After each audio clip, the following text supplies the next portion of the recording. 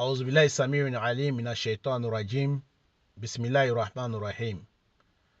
فنشهد أن لا إله إلا الله ولي الصالحين، ونشهد أن حبيبنا وخاتم نبيين ورسل محمد بن عبد الله صلوات الله وسلامه عليه وعلى آله وصحبه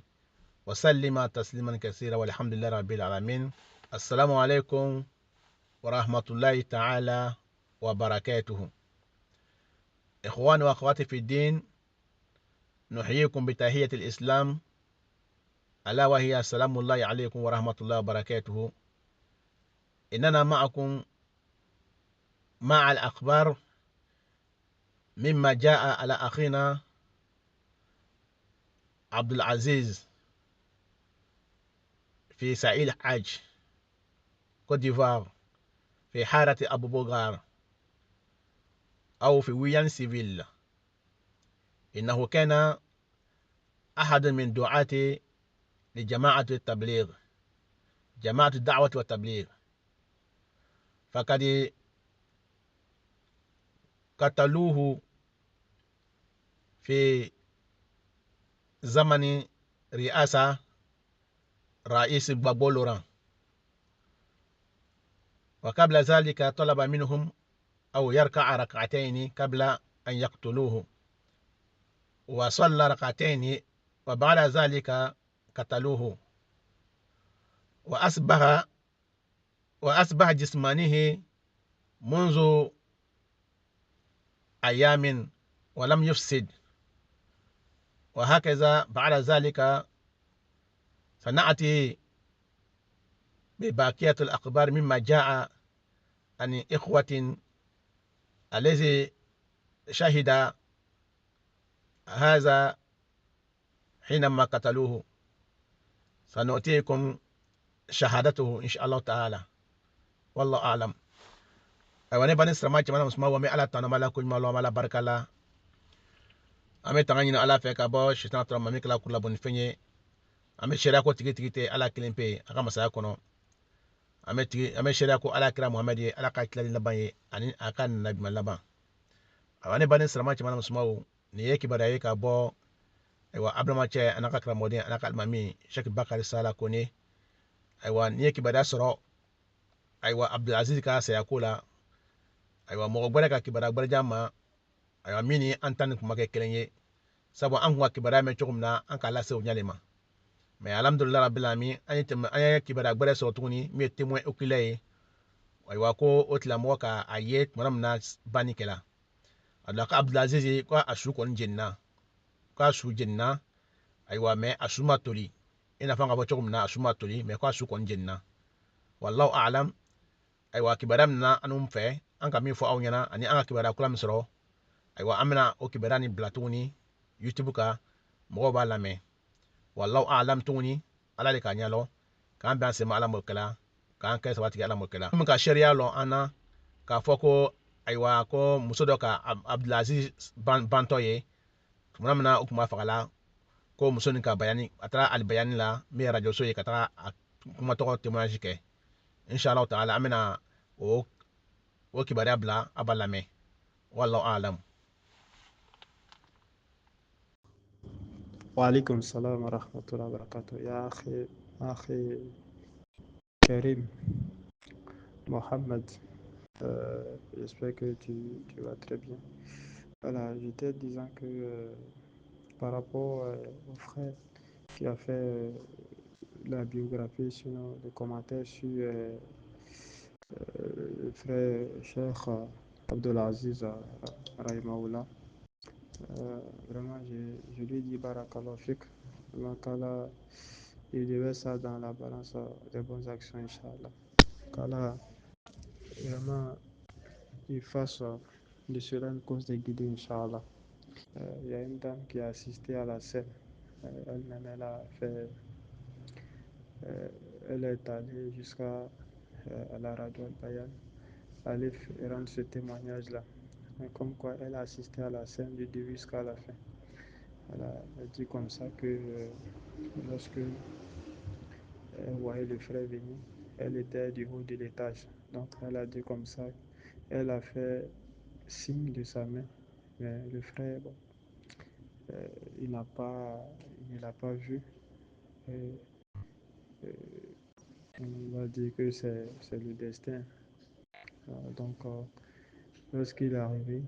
il venait. C'était vers Fraternité Matin. Et donc, du coup, il y a les gens de JPP là. Ils sont sortis devant lui et ils ont barré la route. Et ils lui ont dit comme ça que ils vont lui dépouiller de tout ce qu'il a, sinon tout ce qu'il a, il n'est qu'à les rendre. Et par la suite, ils vont le tuer. Bon, il les a dit qu'ils peuvent prendre tout ce qu'il a comme bien, mais lui, il va pour une affaire religieuse, donc à la mosquée Idansville. Et bon, malgré tout ce qu'il a dit, bon,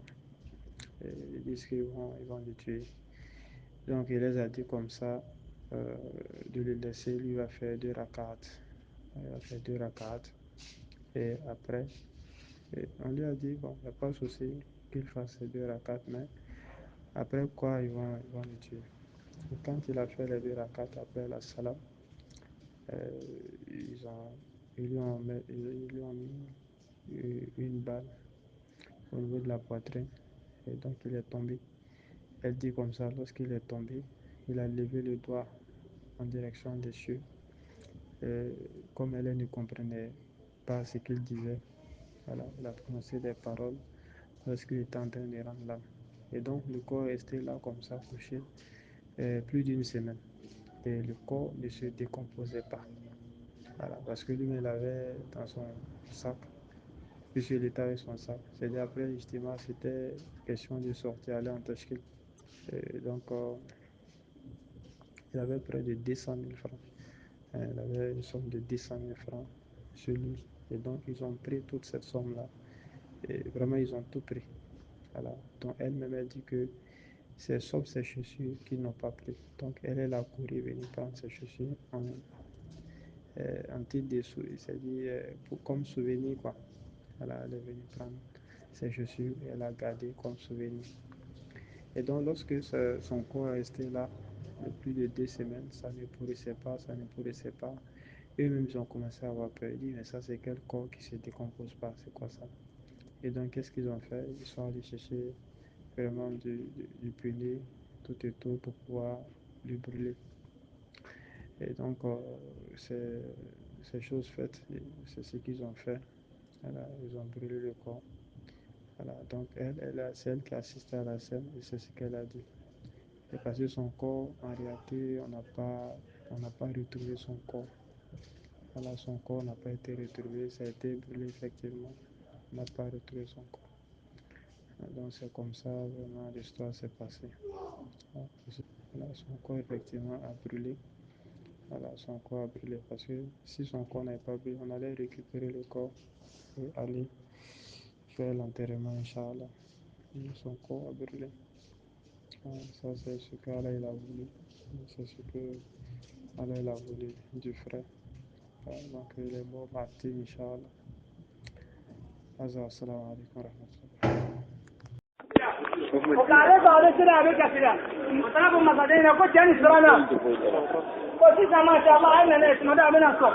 Akwai sanawa akwai akwai mazo akwai mamule na kafi akwai ne ta ala kalu kase dibo mina kwa ne bena ye ile bena ne ta do turu ni ngoro mena sa tengi o dine bena ne be bele sini men barra kala arabu ni tika tawla sini men barra ni ala ni sini beke adama ne kilingile ba to turu ni ngoro ka ba abesa babla la kile do ka ba abesa babla la kile do ka ba abesa babla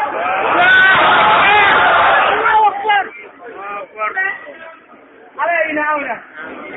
kalif ni wali ko ni ta ba me bala ka trala ana hamina ko bela jeni muzo ala ga on muzo be so kono ajala kalif ni wali ko te ala do qur'ani ta ame qur'ani ko bala aba ko qur'ana ma ko wallahi ya famma dina ka jali ko bangera ma wakati sura fi kala dina jali ko ma wakati sura kamuke ale ko sukile oye muso dakama da takabla bona kono muso ako osukene kono oye wele ke kata jadi la su dibidi sandi be sranya be ako akati ne meta jadi kan ka do kono muso ne wallahi ma banyere atanu nu kele kuma bulu kata dugukolo bɛ jɛlen na a b'a fɔ n'a cɛ ko tora kelen ne Umaru lɔ ni bɛ n ka dugukolo bɛ lɔ. Volcan nana tata a ka volcan lɔ n'a bɔra an b'a fɔ min ma ko jangata danfɛn se k'a labɔ tasuma o nana bɔ kuru la Umaru na fɔ a bɛ baro kɛra cogo min na ma ka kɔnɔ kuru ni ka taa bɔ anala Umaru ka jama bila ko Tamim Dari ma a ko wuli taa fɔ tasuma ɲinɛ a ye don a wo kɔnɔ Tamim Dari ko ne ye jɔn de Umaru ka taa ko wuli bɛ taa n'a lɔ Tamim Dari wulila anala a ka taa tawban ta ka tasuma nin gbɛn fo ka taa don a ka wo kɔnɔ masariya bɛ mobili la mɛ masariya bɛ tasuma na a bɛ ye asariya le ka masariya dɔn Umaru ka taa ko a ko i ye Tamim Dari parce que Alakira ka misiri sanji kɔnɔna a tun bɛ dibi de la Tamim Dari de bɔra Yemen ni lanfan dɔ ye ka na di Alakira ma Alakira ko a ko Ala m'a ɲini fɛ Tamim Dari min ye y'a kisi ka bɔ tasuma tɔɔrɔ ma o de kosɔn Umaru ko wuli bɛ taa ta a borila tasuma nin kɔ tasuma bɛ se ka mun Alakira ka kuma la subhanallah mais olu tugura n'u ɲɛkɔrɔ kɛmɛ fila bonyana ka tɛmɛ o kan est ce que an bɛ se ka ni mansa nin bɔ nɔgɔ la est ce que mansaw bɛ dibi min kɔnɔ u bɛ fili min kɔnɔ bi est ce que anu n'an ka dɔrɔmɛ kɛmɛ fila wagati tan yakin nin a bɛ se ka ninnu bɔ nin dibi nin kɔnɔ o sababu de kosɔn an bɛ bɔ ka jɛli kɛ ko kuranɛ nin a ye na kɛ fɛn ye an bolo Allah subhanahu wa ta'ala bɛ min ɲini na anw سعيدين إن شاء الله جزاكم الله خير بارك الله لذلك بأوما كما أنا فتقمنا أمن جلي بلا جنين دوكا فأمن تو إبراهيم عليه الصلاة والسلام كميلال الله سبحانه وتعالى كون فانيا كان وجهه كسر أكو على كلام السلام أم قال كرباني أكو ثم أوحينا إليك أن اتبعوا ملة إبراهيم حنيفا هذا بانكنا فوق إذ ترى رب إبراهيم بكلمات فأتمهن قال إني جاعلك للناس إماما الله سبحانه وتعالى كوني كلمة مهمة مهبلة جميلة تني لما منالولا لما كجلولا كوبه ministry ani kadru be ni manun ka kibaru bulu ba bulu o dafi na dara rukula be da sisi bula o be mu lege o be da rukula ne so Ibrahim jamin ga Allah subhanahu wa ta'ala ko le ni awbe ako wa man yarghaba millata Ibrahim illa man safiha nafsa ko joni bi se ka ko di nabi Ibrahim ka tasrama ko mo mi ka yire kun bula halakiko tadi min bane be ka tasrama igi yire halaki o ko baba ko anye tuni yani man amila salihan min zakara wa unsa wa huwa mu'min fala nuhiyanahu hayatan tayyibah ako ni mu'min ni ma ke tela wala muso bata sura mu'min yo amenya ma nya dama abe kana ko wa man ahsanu dinan mimman aslama wajhahu lillah wa huwa muhsin wattaba millata Ibrahim hanifa ako ya mu'min ka dina chicken katiri mo kan mi ka yire kulu kadi alama amadauma ka tugu nabila Ibrahim ka tratarako alako watakaza Allah Ibrahim khalila asa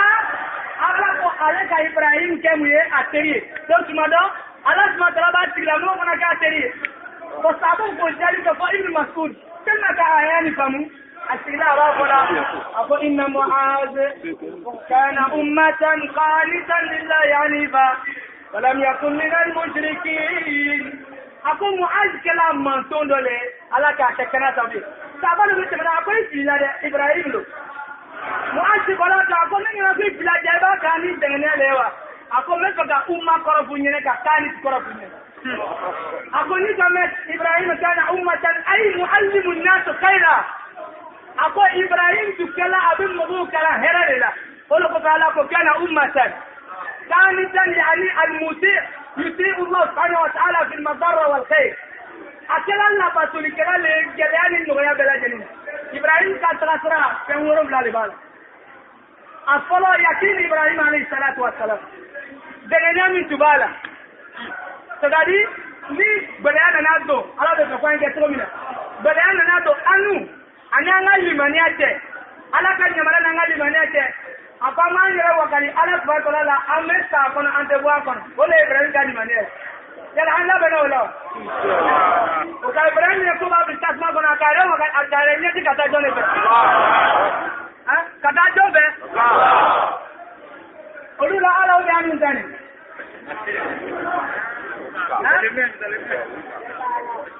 an bɛɛ da kelen don saya wala Ibrahim alayhi salatu wa salam a ko de hasbi Allah wa ni'mal wakil ala kira ko sallam inna awwal as-salahi hadhihi al-umma al-yaqin wa zuhd mimma suni o ka bamuru fɔlɔ o ye mun de o de tɛŋɛniya ye ani ko kɔdi o ɲɛti ka taa duniya ma a ko tuma o tuma ni bɔra ni manso na fo ɲɔ yɛrɛ bɛ taga n'o ye Ibrahim alayhi salatu wa salam a kɛra manso de ka duniya bɛɛ fara a kama mais a ma siran ma ta'assara au contraire a ye ala ka kunbɛɲɔgɔnya kanu ka tɛmɛ fɛn bɛɛ lajɛlen kan a filanan da'awati Ibrahim alayhi salam Ibrahim ka weleli ka taa ala subhanahu wa ta'ala a k'a ka manso wuli sen dɔ fɛ ya abati inni qad ja'ani min al-ilmi ma lam ya'tik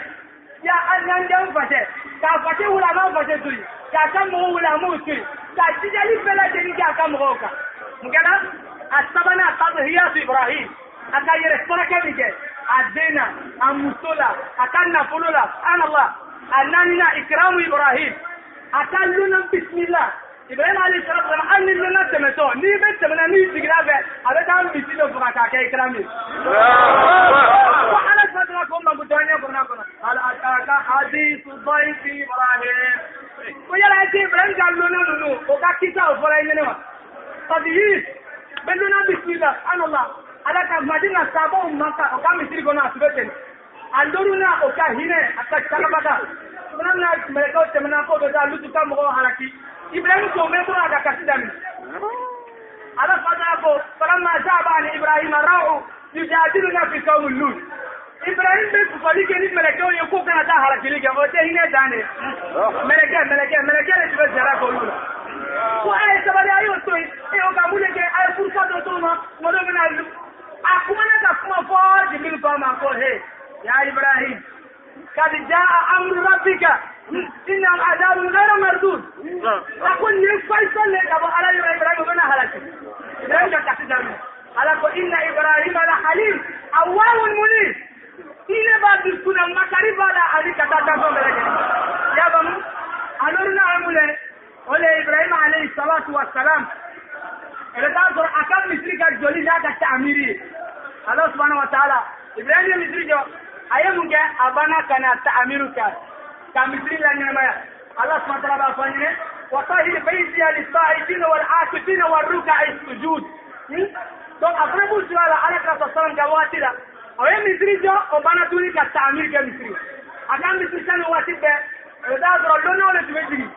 sabaw tun b'o ta su fɛ fo a nana ko Sa'd bin Ubada ale tun bɛ cɛ 80 de ta su o su ka taa o ladumuni a ka so kɔnɔ fa bɛ tɔw kan ko yan tigɛ la i ɲɛ b'a la sɔrɔ hali ne ma kan dɛ caman di yan bɛ caman d'i ma caman di yan bɛ mun kɛ caman di ma ya Allah tɔmɔni o sifatu de fɔra manso na i y'a faamu o sifatu de ka mun kɛ o sifatu de fɔ na Ibrahim alayhi salatu wa salam a wɔrɔmana ma wɔrɔ na o ye mun ye o de ye a ka hijira ye Allah subhanahu wa ta'ala a bɛ Ibrahim ka hijira tagamasiri ye ta k'a di sahabaw ma a bɛ mun kɛ Ibrahim alayhi salatu wa salam tumana min na a bɔra ka manso na a ko inni bari'un minkum wa mimma ta'buduna min dunillah kafarna bikum ko ni kabila fɛn na alu min basira ni tɛ ala ye a ye hijira kɛ ka taa mun ma ka taa Allah subhanahu wa ta'ala inni zahibun ila rabbi sayahdin rabbi habli min as-salihin فبشرناه بغلام حليم فلما بلغ معه السعي قال يا بني إني أرى في المنام أني أذبحك فانظر ماذا ترى قال يا أبت افعل ما تؤمر ستجدني إن شاء الله من الصابرين أقول على ماذا كان على بني مكان تنو يا بروما mena i testere fɔlɔ itili dem la ne ko sɔn hali bi a ma ban Ibrahim den maa ɲini fɛ taa mun de b'a kɛnɛ tigɛ han est-ce que Ibrahim den tun bɛ se k'a fɔ n'an na den minɛ a b'a fɔ est-ce que i ne ma na ne minɛ ni mamuso fili yan est-ce que i ka dumuni d'an ma est-ce que i nana jara kan e ka fɔ ni jumɛn sanga di ne ma sɔgɔmada di nana e bɛ na minɛ k'i bɛ taa n kɛnɛ tigɛ ayiwa tun tɛ k'o fɔ sa ya wala i ka fɔ min b'a fɔ cogo min na n'a muso y'a faamu ko muso ka hakɛ bɛ muso yɛrɛ tun bɛ se k'a fɔ tɛmɛna muso fan fɛ a ko i ɲɛ bɛ cɛ nin na a bɛ siri den faga dɛ muso nin fɔ nabi ɲuman don a tɛ mɔgɔ faga ale bɛ mɔgɔ wele ka na hɛrɛ de ma الله